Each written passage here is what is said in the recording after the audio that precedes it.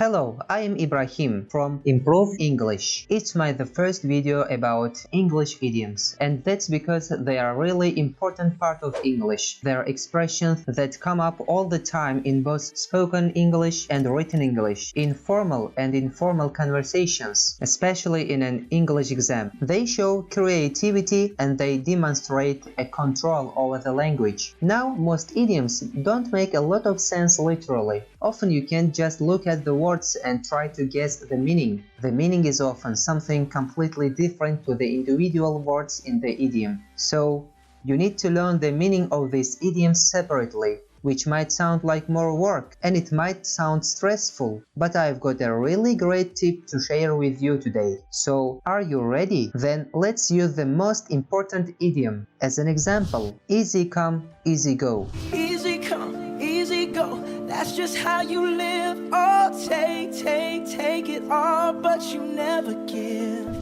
Which is used when something, especially money, is easily got and then soon spent or lost. For example, I lost $500 in a card game last night, but that's life. Easy come, easy go. Second one, she isn't used to working for her own money. Her husband gives her everything that she wants. She has even crashed her new car. I guess it's a case of easy come, easy go. Did you get it? Next idiom, build castles in the air. But now I'm building sandcastles in the sand. If you build castles in the air, the meaning is to create dreams, hopes, or plans that are impossible, unrealistic, or have very little chance of succeeding. For example, you need sound financial advice and a strong plan if you are going to start your own business. Don't just build castles in the air. Next example, in order to make this business work, you need to stop building castles in the air and get to work. Okay, once in a blue moon. But once in a blue moon, I'll do something right. It means rarely, not very often. My sister lives in Canada, so I only see her once in a blue moon. Once in a blue moon, there is an issue I can't resolve. There is a conversation between friends. One of them asks, "Does your husband ever bring you flowers?" She answers, "Once in a blue moon." It's a really bad situation when a husband doesn't give his wife flowers sometimes. Next idiom, a piece of cake.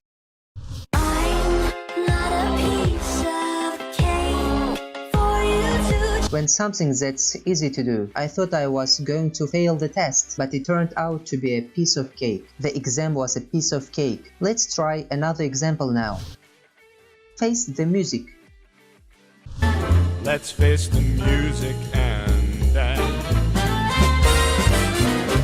Before The meaning is to accept responsibility or punishment for something you have done. For example, if she lied me, she'll just have to face the music. If we do nothing to curb the pollution, I guarantee we'll face the music in the future. Saw you downtown, singing the blues. It's time to face the music and no longer. Next one, the best of both worlds. You get the best of both worlds. Mix it all together and you know that. It means a situation in which you can enjoy the advantages of two different or contrasting things at the same time. For example, working from home is a huge plus. You have the luxury of staying at home and you get the benefits of having a job. It's the best of both worlds. The second example, you can get this item for cheap, but you'll have to compromise on quality. You cannot have the best of both worlds. The seventh idiom, give someone the benefit of the doubt. give somebody the benefit of the doubt. Instead of believing the worst about them, believe the best of them. There are two meanings of this idiom. First one, to decide that you will believe someone even though you are not sure what the person is saying is true. The example, she said she was late because her flight was cancelled and we gave her the benefit of the doubt. The second meaning, to treat a person as innocent till not proven convicted. The example, I think Peter broke the window, but he denies it. I'll give him the benefit of the doubt until I can get the video from the surveillance company. Look at the video. Now you can make a sentence in the comment. I am waiting for you. Next idiom. Out of hand. Out of my reach, out of my hands. When the situation is not under control, you can use this idiom. For example, things got a little out of hand at the party, and 3 windows were broken. Next example, he went to see his doctor because he felt his drinking was getting out of hand.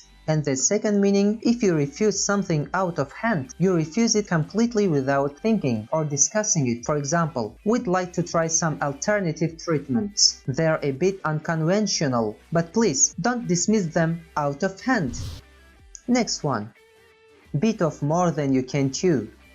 Tens of millions of dollars at stake, you know, sometimes I feel like I've bitten off more than I can chew, you know? It means to try to do something that's too difficult for you. Or we can say to take on more responsibility than one can handle. For example, I bit off more than I could chew when I volunteered to manage 3 little league teams in one season. I think I bit off more than I could chew when I agreed to paint this house by myself. The last idiom is kill 2 birds with 1 stone.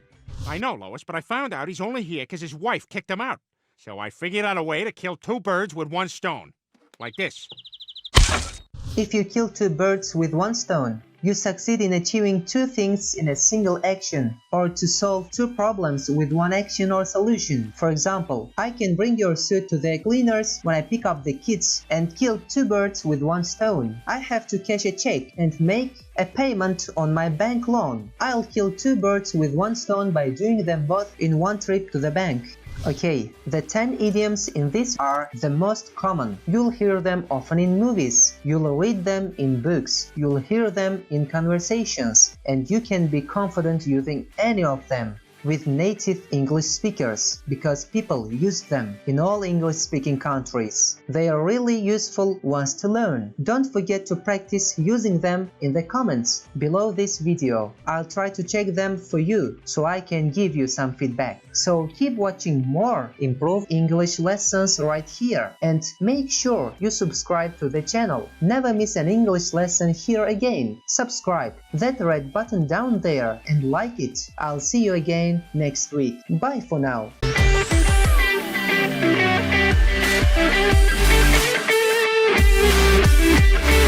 you.